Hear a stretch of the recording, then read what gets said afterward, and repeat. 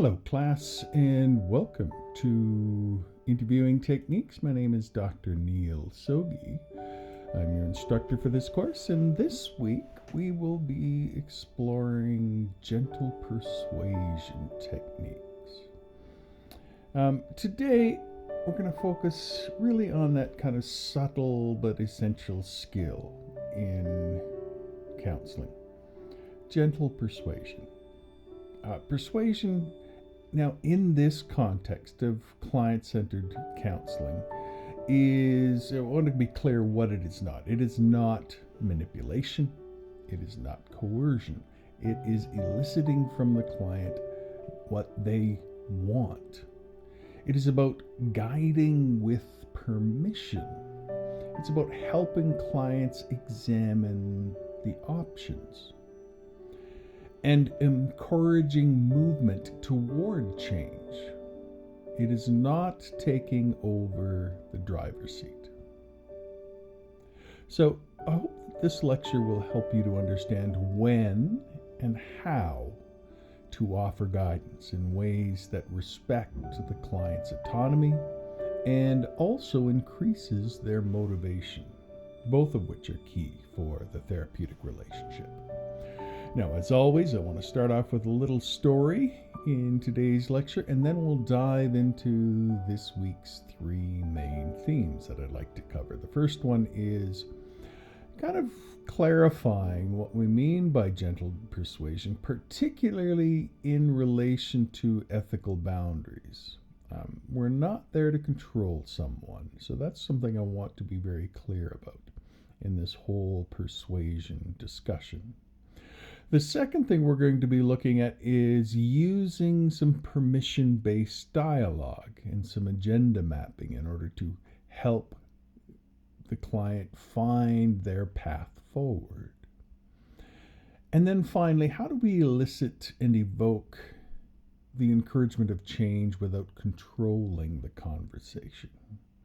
So those are the three things we're going to be looking at today: is gentle persuasion and doing it ethically, using permission-based dialogue and agenda mapping, and encouraging change without controlling the conversation. Now, the story I'd like to tell you about is Stephen Rolnick. We've talked about him already, but I want to kind of remind you about him and his work with Stephen Miller.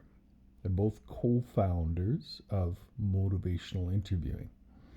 And they developed a lot of techniques that we recognize as gentle persuasion.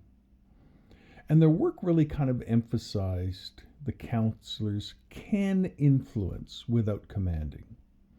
And we do this by evoking change talk and asking permission and respecting the client's readiness. So their legacy of William Miller and Stephen Rolnick are that it shapes how we guide conversations without overpowering them, especially in the context of addiction recovery and the ambivalence that often comes with that.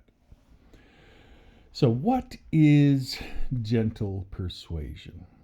Well, we can think of gentle persuasion as the act of guiding a client toward reflection or action.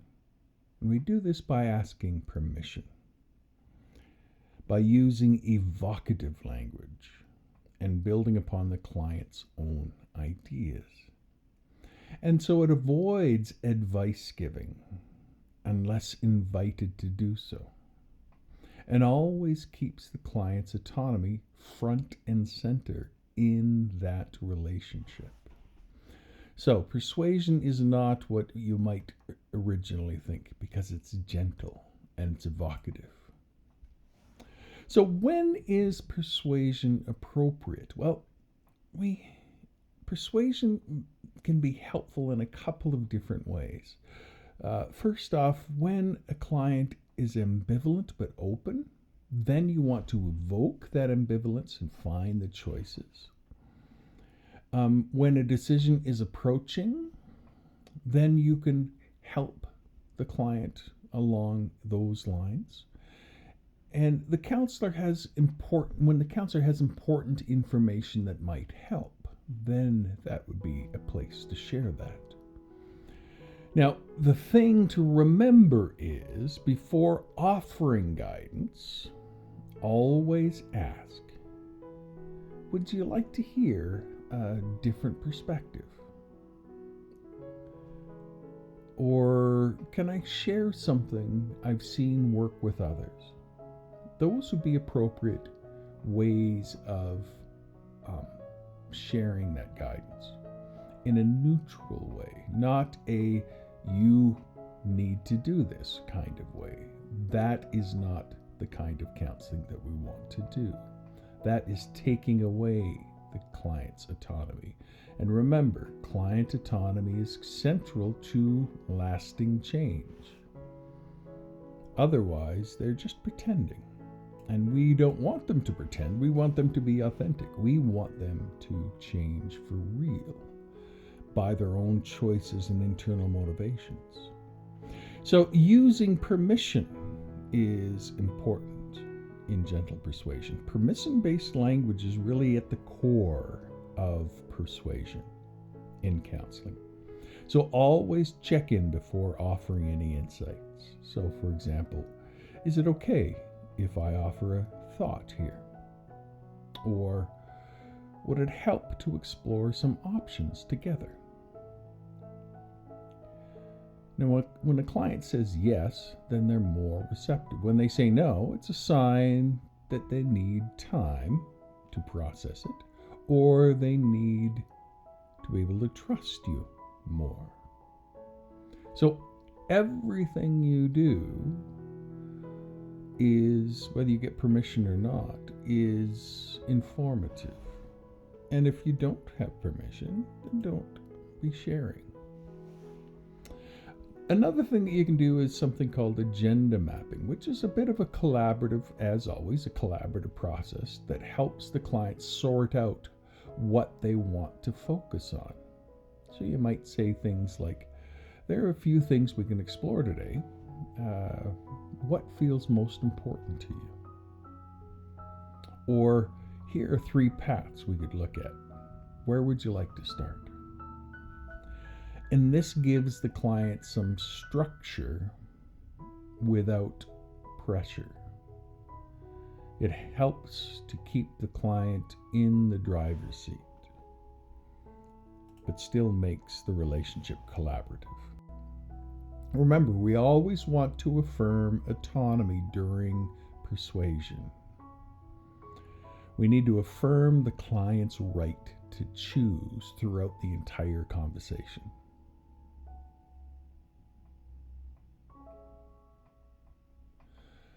So you might use language like this. This is just one idea. You know yourself best. Or, I'm here to support, not here to push. Let's figure out what feels right for you. And this keeps power in the hands of the client. You can also encourage without convincing. Your tone, remember, reflects encouragement, not urgency. You're going slow with this process. Nothing needs to be done immediately. There doesn't need to be immediate change. And instead of saying you need to stop using, you can say things like, what might life look like if you took a step in a new direction? And just let the questions open doors rather than force outcomes and knocking that door down. Being gentle allows for collaborative work. Being aggressive and pushy creates defensiveness and reactivity. And that's what we don't want. We want the client to be motivated by their own internal wills and desires, because ultimately they desire the best for them, although there may be other struggles. So in gentle persuasion, the client might say, I don't even know if change is possible. And your response might be something like, it's hard to imagine something different. Would you be open to exploring what even a small step might look like? Okay, so there you're allowing them to give permission to you. The client might say, "I've tried everything already," and your response might be something like, "You've put in so much effort. If it's okay, I'd like to share something that helped others in your situation."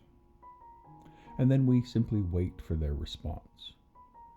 And we honor whatever comes, whether that be resistance, because that informs us, or readiness, which also informs us.